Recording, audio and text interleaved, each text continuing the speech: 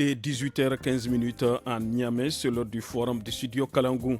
Madame, Monsieur, bonsoir et merci de votre fidélité au programme du studio Kalangou qui sont diffusés en direct par 52 radios et 7 télévisions partenaires dans toutes les 8 régions du Niger.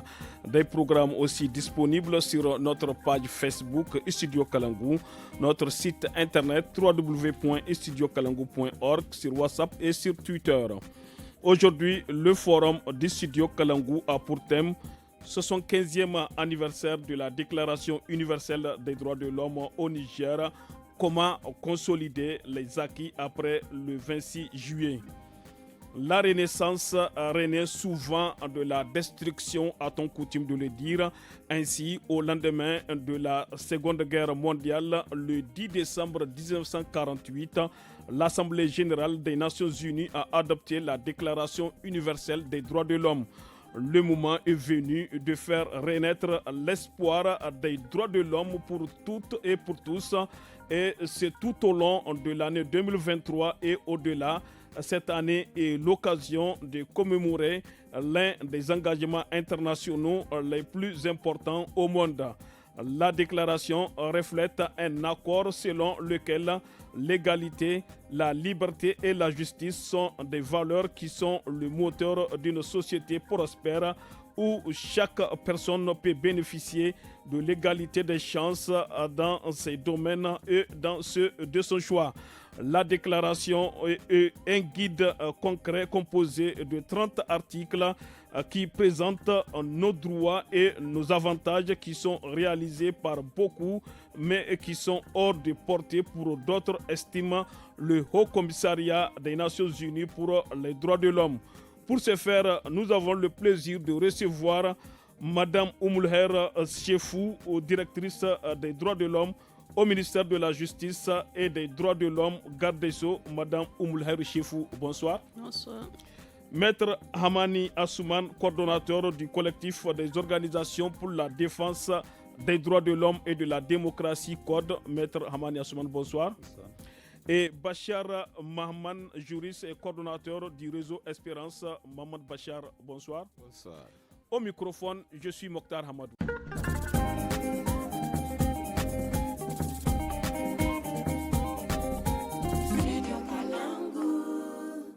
On va commencer avec vous, Madame Oumulher Chefou. Que peut-on retenir au sujet de la situation des droits de l'homme aujourd'hui au Niger? Merci beaucoup, monsieur. Et bonjour à tous. Et comme vous le disiez, nous célébrerons bientôt le 10 décembre, donc le 75e anniversaire de la Déclaration universelle des droits de l'homme. Donc ce 75e anniversaire, il faut le rappeler, il a pour thème cette année honorant la promesse de liberté, d'égalité et de justice pour tous. La question que vous me posez, à savoir... la situation des droits de l'homme au Niger. La situation des droits de l'homme au Niger, elle se porte bien, vraiment à l'heure actuelle. Les nouvelles autorités vraiment attachent une importance capitale aux droits de l'homme. Rappelez-le, nous sommes dans une transition militaire. Et effectivement, nous sommes dans une transition militaire.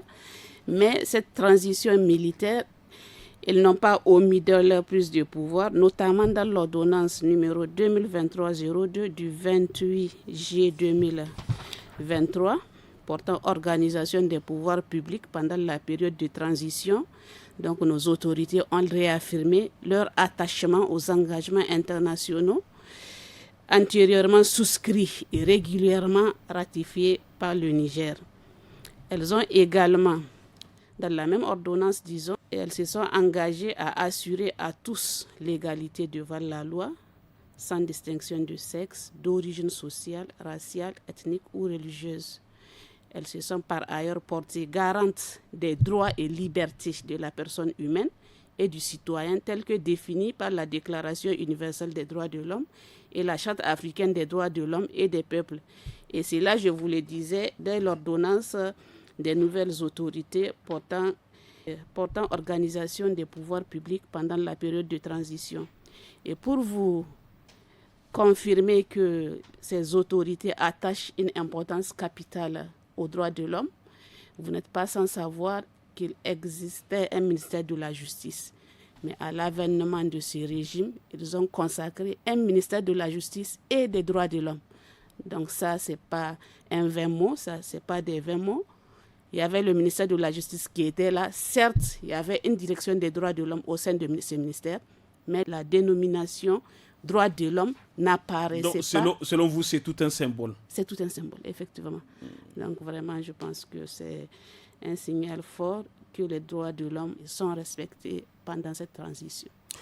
Madame Oumoulher Chefou, en 2023, nous célébrons le 50e anniversaire de la Déclaration universelle des droits de l'homme qui coïncide avec le 30e anniversaire du Haut Commissariat des Nations Unies aux droits de l'homme. Et depuis 75 ans, la déclaration vise à conférer aux sociétés l'égalité, les libertés fondamentales et la justice. Rappelez-nous un peu les engagements du Niger pour la promotion et le respect des droits de l'homme au Niger. Les engagements du Niger pour la promotion et le respect des droits de l'homme au Niger. Le Niger, comme vous le savez, depuis des années, il est membre, il a signé les principaux traités internationaux relatifs aux droits de l'homme. Les 10 principaux instruments internationaux relatifs aux droits de l'homme, notre pays y est parti. Il est également parti aux 2 instruments, aux 2 traités principaux des droits de l'homme dans notre région Afrique, notamment la Charte africaine des droits de l'homme et des peuples et la Charte africaine des droits et du bien-être de l'enfant. Donc pour vous dire que le Niger est partie prenante à tous les instruments essentiels relatifs aux droits de l'homme. Donc les Nigériens peuvent espérer de la transition, le respect et la promotion des droits de l'homme. Ça, je vous l'ai dit depuis. Et les autorités l'ont affirmé dès la proclamation du Conseil national pour la sauvegarde de la patrie. Ce n'est pas une déclaration dans l'air comme on le dit. Déclaration dans l'air, non, on ne peut pas prendre des textes pour que ce soit des déclarations à l'air. Et le signal fort, je vous dis, c'est la consécration du ministère de la Justice et des droits de l'homme. Ce n'est pas un vain mot, et des droits de l'homme. Voilà, je vous remercie. Merci beaucoup, madame. Nous allons aller du côté de Maître Hamani Assouman. Le collectif des organisations pour la défense des droits de l'homme et de la démocratie, CODE, est un collectif d'une quarantaine d'associations et de mouvements de défense des droits de l'homme au Niger. Comment le CODE aborde-t-il les questions liées aux droits de l'homme au Niger? Voilà, merci Mokhtar. Bonjour chers téléspectateurs, je salue les copanélistes. Vous me permettrez avant tout propos de saluer en tout cas la communauté des défenseurs des droits humains comme on dit, à l'occasion de cette journée, la journée internationale des droits de l'homme. Et je salue leur résilience, en tout cas le combat qu'ils sont en train de faire. Ils ont fait preuve, le combat dont jusque-là ils ont fait preuve, l'engagement dont ils font preuve au quotidien. Vraiment, je les salue. Je salue la communauté en tout cas nationale et internationale des défenseurs des droits humains. Et pour répondre à votre question, je dirais tout de suite que le Code c'est une organisation fêtière d'à peu près 44 structures, en tout cas qui avait été mise sur les fonds baptismaux depuis 2000. On a eu notre reconnaissance, on a commencé à travailler, mais finalement il a fallu 2010 pour qu'on ait notre reconnaissance officielle. Maintenant, le Code, depuis lors, le Code a toujours été en tout cas sur tous les fronts concernant la défense et la promotion des droits humains. Par rapport à la lecture que j'ai faite par rapport en tout cas par rapport en tout cas à la sauvegarde et au combat pour la défense des droits humains, relativement au contexte dans lequel nous sommes, mais je vous me permettrai de dire un mot par rapport avant de répondre à votre question, de dire un mot par rapport à la DIDH, qui est un document de référence de façon... Allez-y. La Déclaration universelle des droits de l'homme, nous fêtons le 15e anniversaire. En tout cas, c'est un document de référence mondiale. On ne peut pas, c'est un document qui a fait ses preuves, toujours d'actualité, vraiment qui a une portée pas contraignante, mais qui a une forte portée, en tout cas morale, à l'international. Aujourd'hui, aucun pays au monde, même si les dictateurs ne voudraient pas se voir, en tout cas qu'on dise qu'il est en train de bafouer les droits humains. C'est vraiment psychologique. Tout pays souhaiterait qu'on dise qu'il est en phase avec les droits humains. Mais malgré l'existence de la déclaration, on constate un peu partout dans nos pays, des attentes bien et des sûr, abus. bien sûr, tout à fait. Donc le document, je disais, c'est un idéal à atteindre. Mais la pratique, c'est pour cela qu'on dit parallèlement, ou disons pour la mise en œuvre de ce document-là, en tout cas des initiatives, que ce soit législatives, des réformes ou bien même des travaux d'engagement que nous faisons au quotidien. Ce travail doit être fait au quotidien pour rendre possible cet idéal-là. Parce que c'est un idéal, c'est un document qui n'est pas contraignant, c'est vraiment l'aspect moral. C'est pour ça qu'au quotidien, ce travail que nous sommes en train de faire, que ce soit en termes de réforme au niveau de la chancellerie des ministères, doit faire quelque chose pour faire avancer les lignes, pour faire bouger les lignes, comme on dit, pour la défense et la promotion des droits humains. Maintenant, par rapport au travail que nous faisons, et pour répondre de façon précise à votre question, je pense que le droit de l'homme, le droit de l'homme au Niger ne commence pas à partir du 26 juillet 2023. C'est pour cela que vous me permettez de dire un mot par rapport à ce qui s'est passé. Le Niger ne fait pas exception. Il y a ce qu'on appelle le retentissement de l'espace civique dans le monde. Aujourd'hui, depuis les événements de 2001, 11 septembre 2001, il y a ce qu'on appelle la lutte antiterrorisme. Et fort de ce prétexte-là, beaucoup d'États dans le monde ont émis des lois assez liberticides. Le Niger ne fait pas exception à la règle. Madame Bouaba sera d'accord avec moi qu'il y a un certain nombre, avant l'avènement même des autorités militaires au pouvoir. Avant le coup d'État du 26 juillet 2023. Que nous avons décrié. Il y avait des lois jugées que nous avons, notre lecture, c'est que c'était des lois jugées liberticides. C'était la loi sur la manifestation de la loi publique. Malgré que cette loi, c'est une loi de déclaration, pratiquement c'est devenu une loi d'autorisation. Dans la pratique, vous voyez, il y a un document qui a été fait, un rapport.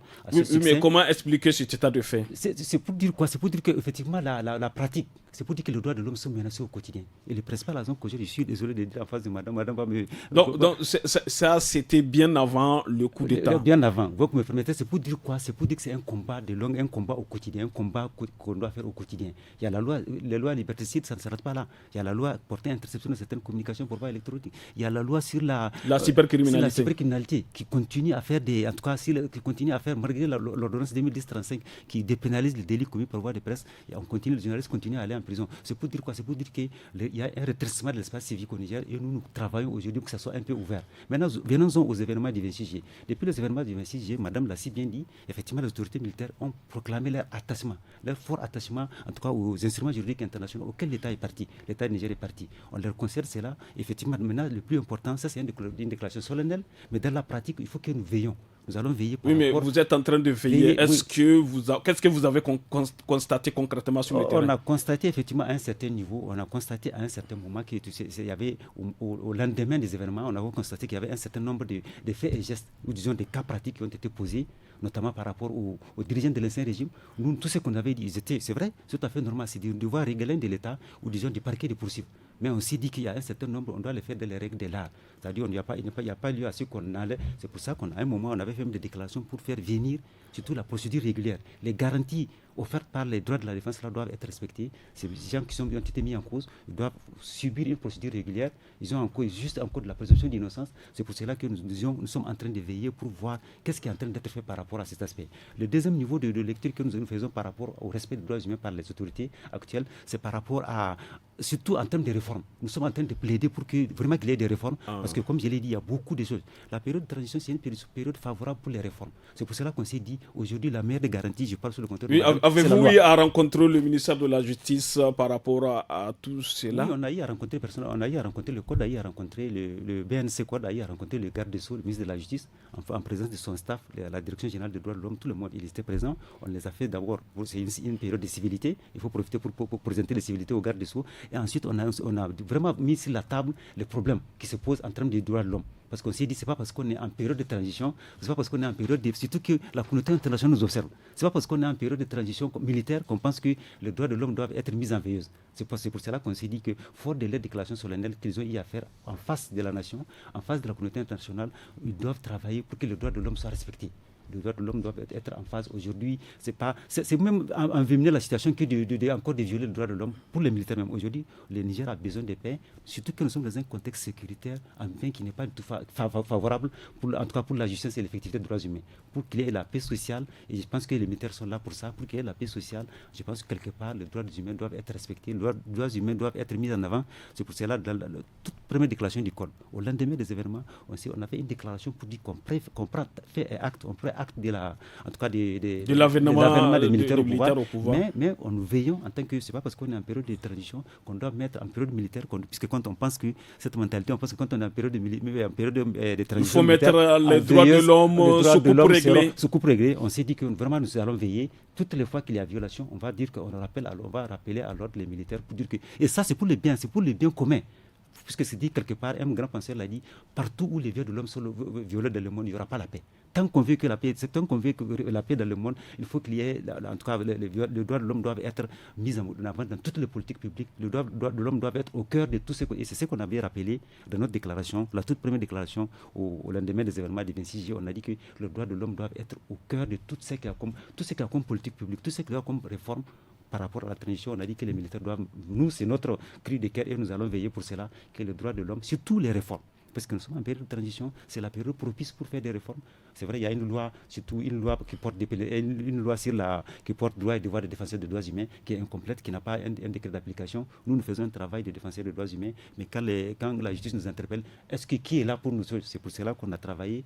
Il y a eu cette loi-là en 2019. Maintenant, tout ce que nous allons profiter de cette période pour qu'il y ait un décret d'application, pour dire voilà les conditions dans lesquelles, dans l'exercice, seulement à l'occasion et de l'exercice de notre chose. Si moi, en tant que défenseur, j'ai fait un travail qui n'a rien à voir avec le travail défenseur, je ne serai pas couvert par cette loi. C'est pour ça qu'aujourd'hui, nous allons plaider, en tout cas d'ici la fin de la transition, pour que cette loi-là ait un décret d'application, pour que nous puissions être en phase avec, puisque c'est conformément à la déclaration universelle, en tout cas de la déclaration des défenseurs des droits humains, qui date de 2000, je crois, qui date de 2000. Donc c'est conformément à cette déclaration qu'on a dit que chaque État doit émettre. Le Niger est le 4e pays dans la sous-région, après le Burkina et la Côte d'Ivoire et le Mali, à avoir cette loi qui porte droit et devoir de défenseurs, qui a été adoptée en 2019, et dans la pratique, les autorités de poursuite font doubler cette loi-là. C'est l'occasion également pour dire que cette loi-là... Merci beaucoup. Maître Amani Assoubachar, comment le réseau Espérance compte-t-il faire la promotion et le respect des droits de l'homme dans un contexte de transition? Merci pour cette opportunité que vous nous offrez pour naturellement donner notre point de vue sur le processus en cours, notamment en ce qui concerne précisément le respect des droits humains fondamentaux.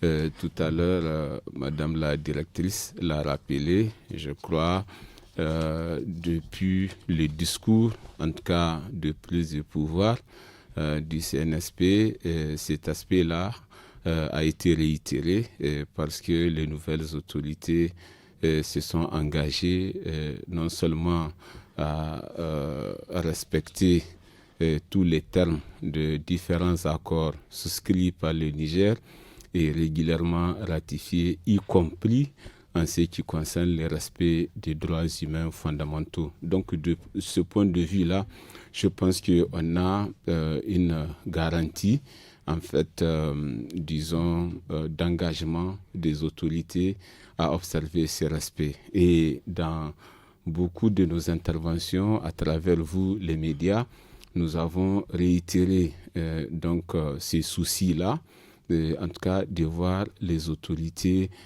respecter justement cet engagement-là en ce qui concerne les droits humains. Et peut-être les gens l'oublient souvent.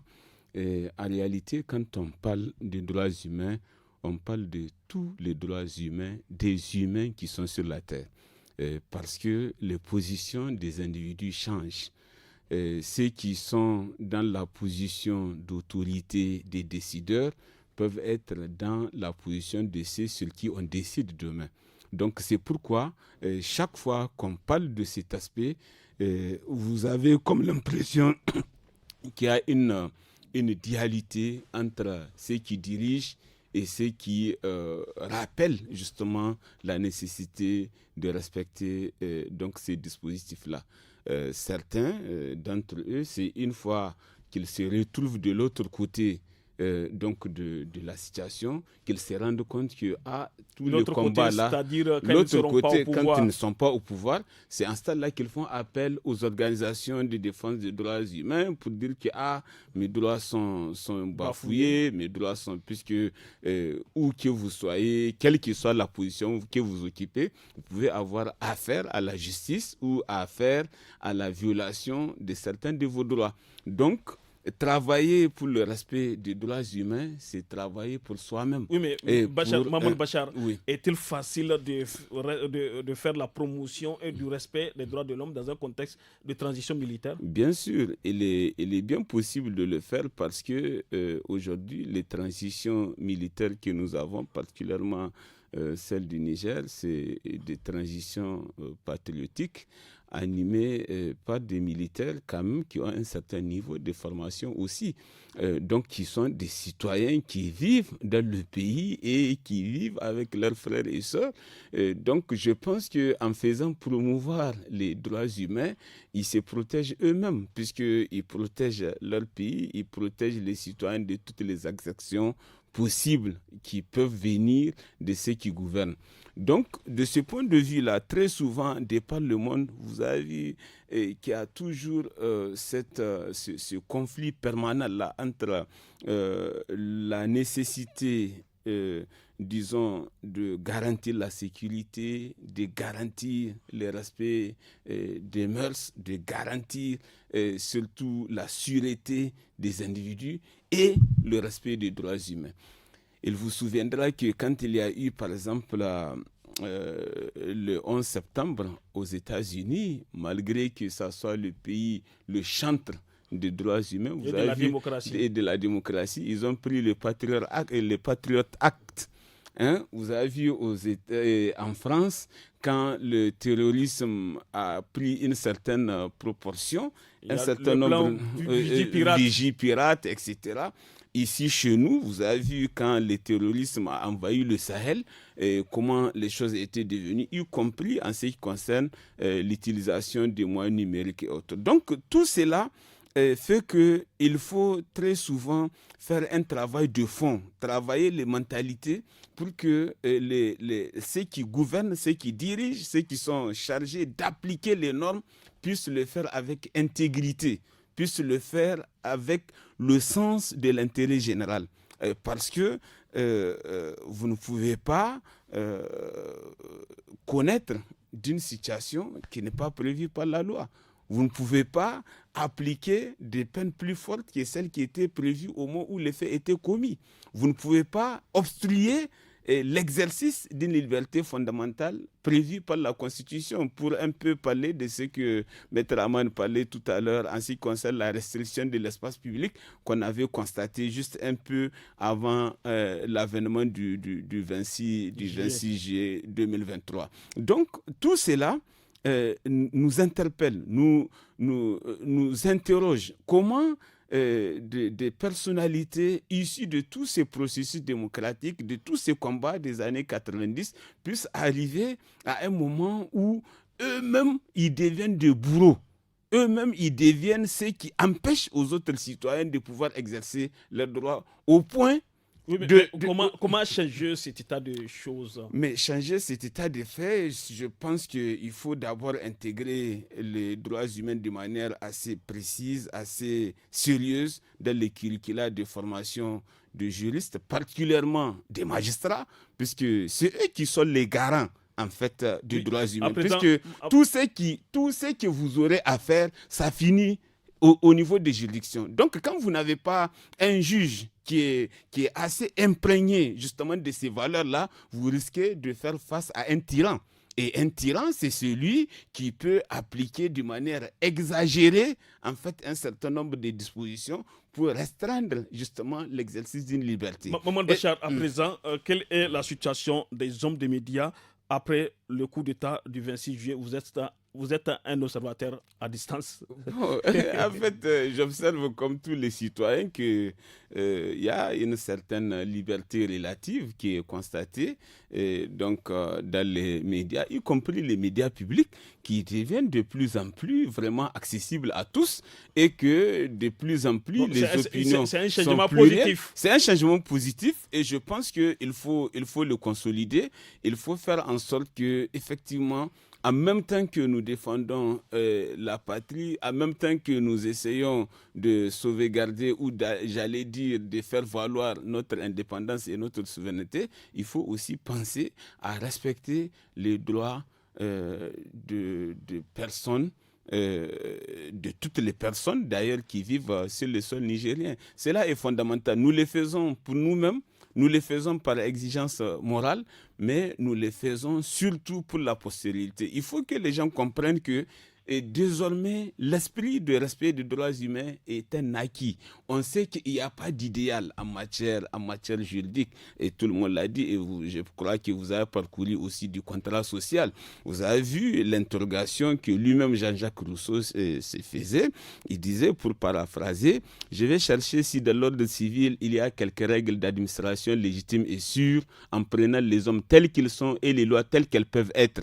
Je tâcherai dans cette recherche d'allier ce que le droit permet avec ce que l'intérêt prescrit afin que la justice et l'utilité ne se trouvent point divisées. Donc, comme l'a dit Maître Hamani tout à l'heure, c'est un idéal. Mais cet idéal-là ne peut être atteint que quand on aura nous-mêmes l'esprit et la volonté de pouvoir y accéder. Puisque vraiment promouvoir les droits humains, c'est se protéger soi-même, puisqu'on ne sait pas de quoi demain sera fait. Madame Oumoulahera Chefou, le Sahel est aujourd'hui confronté à des multiples défis, dont celui de la pauvreté, de l'insécurité et même à certains défis liés directement à la survie de notre planète, en l'occurrence celui du changement climatique. Comment faire face en même temps à tous ces défis, Madame Oumoulahera Chefou?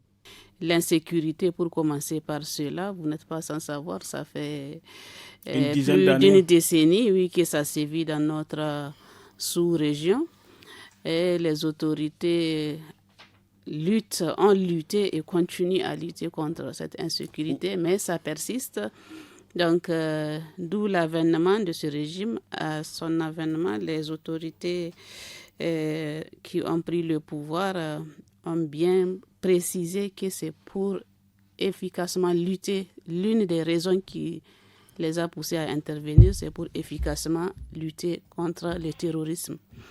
Donc, sur ce point, je pense que on peut faire confiance à nos autorités et du moment où ils ont pris le pouvoir pour cela, c'est parce qu'ils ont les moyens d'y parvenir, d'y faire face. Donc, je pense que la solution viendra de cette intervention. On le souhaite quand même.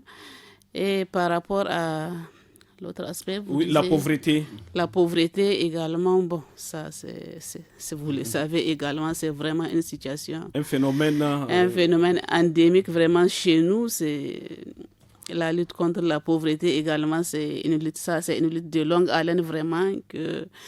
Comment y faire face, franchement, ça, il faut des politiques, des stratégies, mais que les gens se mettent au travail quand même. Le travail intellectuel, le travail, physique, tout ça là, ça peut nous aider à juguler le phénomène parce qu'il ne sert à rien de rester à attendre une solution qui vient du ciel, mais c'est à nous de nous mettre au travail et de pouvoir lutter contre cette situation. Oui, je disais que sous d'autres cieux, la situation sécuritaire qui est mise en avant pour atteindre à des libertés, pour atteindre à des droits de l'homme, pour commettre des abus. Comment efficacement lutter contre ces abus en situation d'insécurité?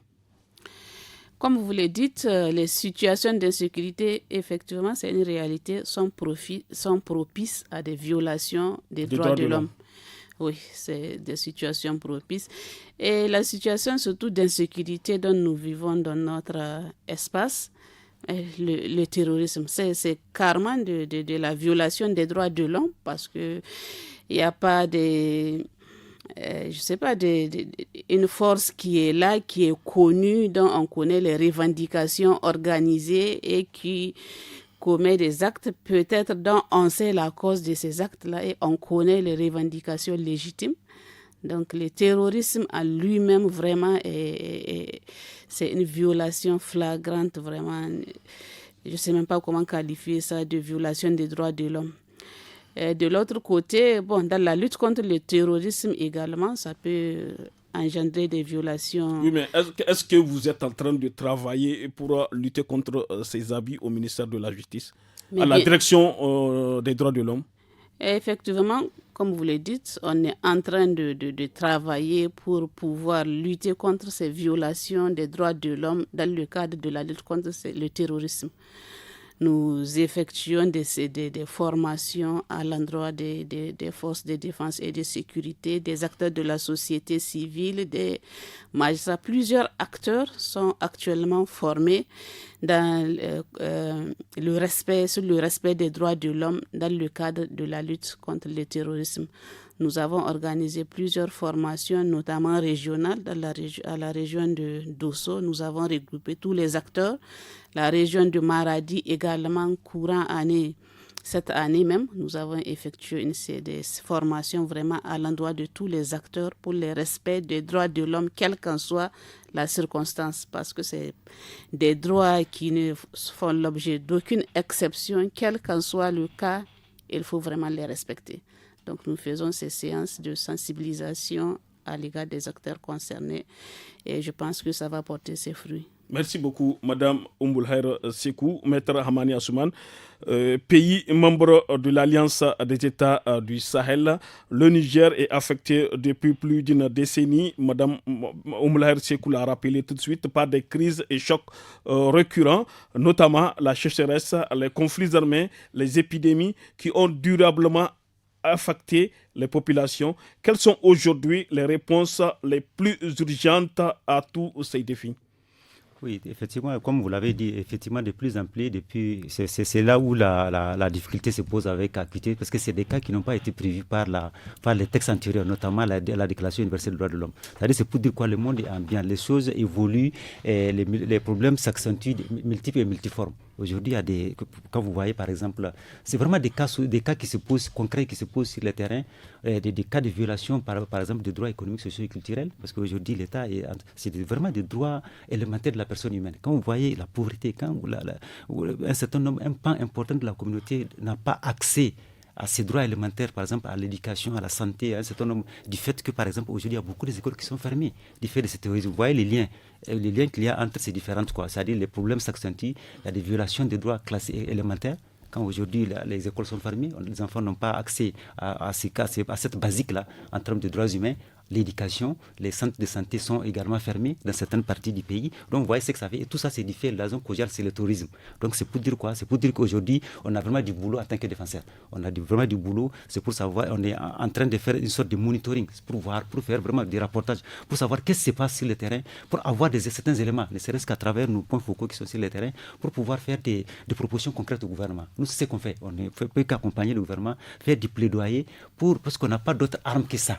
Oui, mais est-ce que le gouvernement est attentif par rapport à tout ce que vous êtes en train de faire? Bon, je présume vraiment que le gouvernement est attentif, surtout dans ce contexte aujourd'hui. On sait que dans ce contexte aujourd'hui, la preuve, le ministère de la Justice nous a dit que la porte est grandement ouverte. À tout moment, on peut venir s'il y a des cas qui nous posent problème. À tout moment, on peut venir, on peut faire des déclarations. En tout cas, on travaille sans entrave. En tout cas, c'est vraiment ce qui nous a été dit au niveau en tout cas, des personnes les plus autorisées au niveau de la chancellerie, que les portes nous sont ouvertes et qu'à tout moment, s'il y a des cas de violation, en tout cas, on peut les porter ça à leur connaissance. Parce qu'il y a des cas, nous, on a des points focaux. Le ministre était là présent, il a dit qu'il y a des points focaux, on peut relever les choses. Parce que lui-même dit qu'il est défenseur des droits humains, il a été directeur général des droits humains, donc il connaît un peu le contexte. Donc c'est pour ça qu'il nous a dit, à tout moment, la porte est ouverte, on peut venir pour s'il y a des cas qu'on a pu documenter. Ce n'est pas le tout de venir, il ne faut pas venir prendre des choses à la légère pour dire que non, il y a des cas de violation, il faut pouvoir documenter, il faut pouvoir fournir la preuve, il faut vraiment prendre par tout moyen, on peut fournir la preuve. Oui, mais est-ce que vous avez les moyens nécessaires pour faire face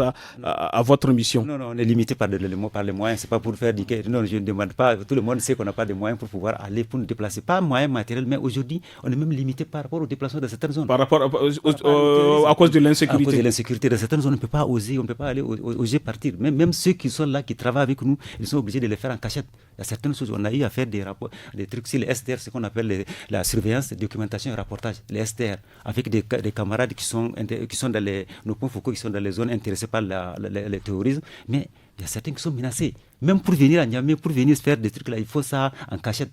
Chez eux, ils sont toujours la peur au ventre. Donc, pour dire quoi? C'est pour dire que c'est un travail difficile. Le contexte, ça rend difficile notre travail de défenseurs des droits humains que nous sommes en train de faire. C'est vraiment très, très difficile dans ce contexte ambiant où on ne peut même pas faire le déplacement sur le terrain. Il y a beaucoup de ce sans compter que nous, c'est qu'aujourd'hui, c'est qu'on nous interpellons. Il n'y a que la loi qui protège. C'est pour ça que nous demandons qu'il faut profiter de cette, je me répète encore, de cette transition pour faire des réformes hardies. Aujourd'hui, nous ne sommes pas pour sécuriser les citoyens, dans tous les domaines, le droit économique, social et culturel. Vraiment, je pense que civil et politique, surtout ça, le droit civil et politique. Merci. Vous permettez de le dire vraiment par rapport à la manifestation de la voie publique, par rapport à un certain nombre de droits qui ont eu à restreindre l'espace civique. Il faut travailler pour que tous ces droits-là, pour que les lois soient ouvertes, pour qu'il y ait des lois conformes aux standards. Parce que c'est ça l'avantage pour revenir à l'IDH. Merci beaucoup, Maître Assoumane Hamani.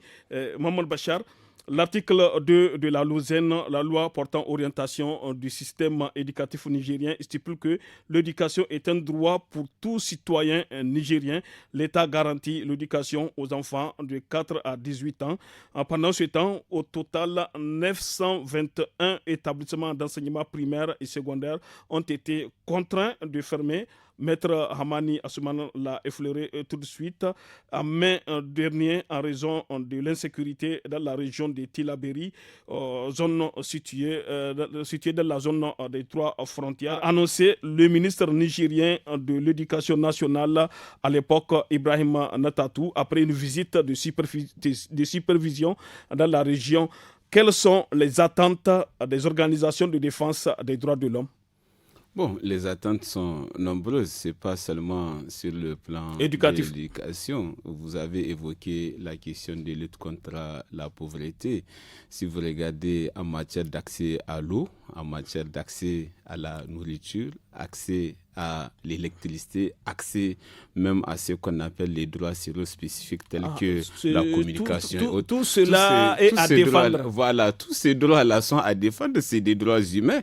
Mais évidemment, quand on parle de fermeture de l'école, ça fait vraiment froid au dos. Mais il faut aussi reconnaître qu'à ce niveau-là, même l'État, en réalité, ne peut faire que ce qu'il peut. C'est-à-dire, à l'impossible, nul n'est tenu, comme on le dit en droit. Mais la question, maintenant, c'est que est-ce qu'on a tout tenté ? Et on a tenté certaines choses. J'ai vu des regroupements de certaines écoles qu'on a fait, notamment à Walam, etc., Tabarbari, etc.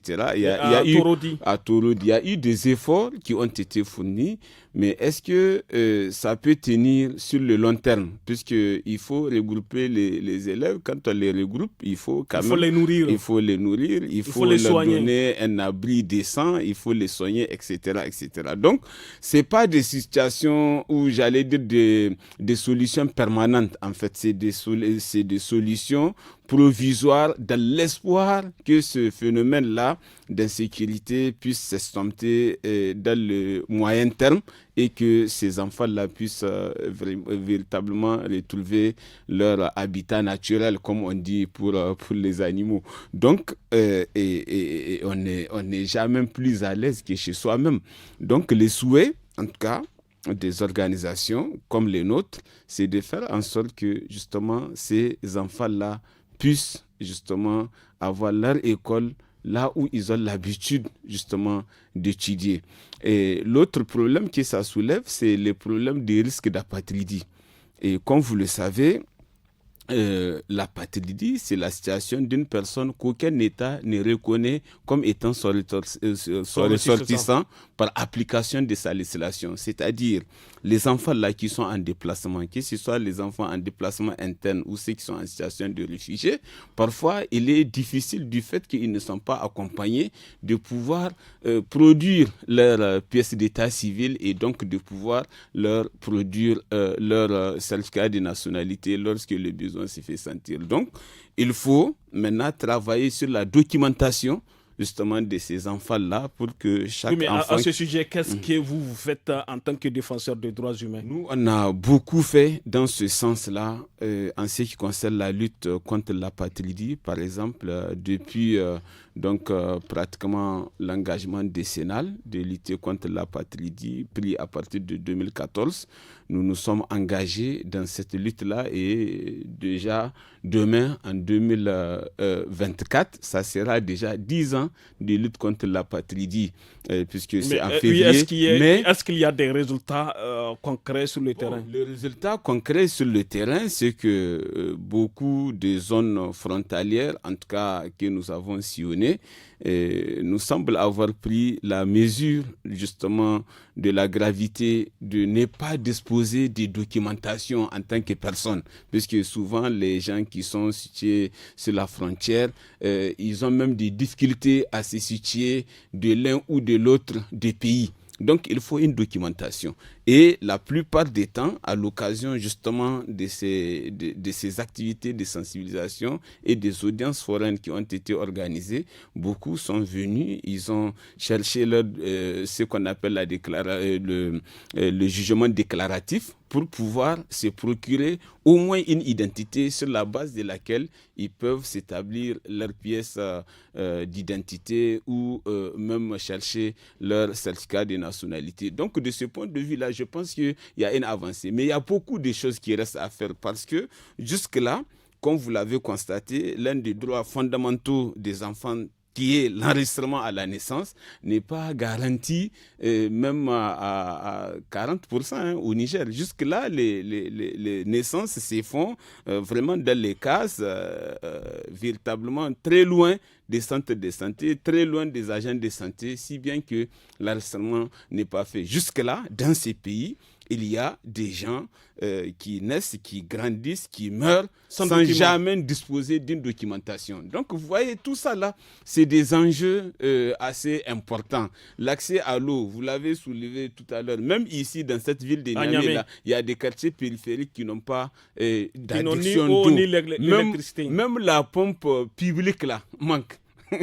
Vous voyez, ici à Niamey. Et ici, même à Niamey, vous avez un nombre important. Le Niger est un pays de défis. Voilà, il y a beaucoup de défis. Et pourtant, nous ne sommes que 26 millions d'habitants, assis sur d'immenses richesses. Mais on a comme l'impression qu'il y a d'un côté un enrichissement vraiment volumineux de certains individus et un appauvrissement croissant de la majorité des citoyens. Donc, il faut travailler dans ce sens-là. Et c'est cela les droits de l'homme. Merci beaucoup, Maman Bachar, Madame Oumoulher Chefou. Quels sont vos conseils, recommandations ou propositions de solutions pour la promotion et le respect des droits de l'homme dans un contexte de transition militaire au Niger? Oui, bon. Vos conseils, recommandations? Recommandations, bon, c'est de respecter les droits de l'homme vraiment dans toutes les circonstances. Donc, ici, on se colle au thème de l'année, liberté, égalité et justice pour tous. Donc, nos conseils, c'est que vraiment, tous les êtres humains naissent libres et égaux devant la loi. Donc, ce principe de liberté des êtres humains doit leur être vraiment consacré, qu'on les laisse vraiment libres, qu'ils s'expriment librement donc, dans le respect et eux également des lois de la République, donc dans l'égalité également de tous les citoyens, que la justice donc puisse librement également rendre ses décisions à l'endroit de tout un chacun, celui qui est en conflit avec la justice, qu'il réponde de ses actes, qu'il n'y ait pas d'interférence dans les décisions de justice, une justice bien rendu, vraiment, c'est vraiment le respect des droits de l'homme. Donc, mes conseils, c'est le respect vraiment que chacun dans son domaine de compétences, qu'on le laisse faire son travail, que les gens soient libres de s'exprimer, de manifester dans le strict respect des textes établis en la matière, que l'égalité soit reconnue entre tous les citoyens nigériens qui sont dans la même situation, qu'ils soient donc égaux, et que la justice fasse normalement son travail, que la justice soit rendue au peuple nigérien. Voilà ce que je recommande. Merci beaucoup, madame. Nous sommes au terme de ce forum du studio Kalangou. Nous avons eu l'honneur et le plaisir de recevoir madame Oumoulher Chefou, directrice des droits de l'homme au ministère de la Justice et des droits de l'homme, garde des Sceaux. Maître Hamani Assouman, coordonnateur du collectif des organisations pour la défense des droits de l'homme et de la démocratie, CODE, et Maman Bachar, juriste et coordonnateur du réseau Espéranza. Merci à nos invités et à vous tous pour votre fidélité au programme du studio Kalangou. Merci aussi à la technique côté son assurée par Amina Hassan et à la réalisation Mustafa Ayouba. Merci, au revoir.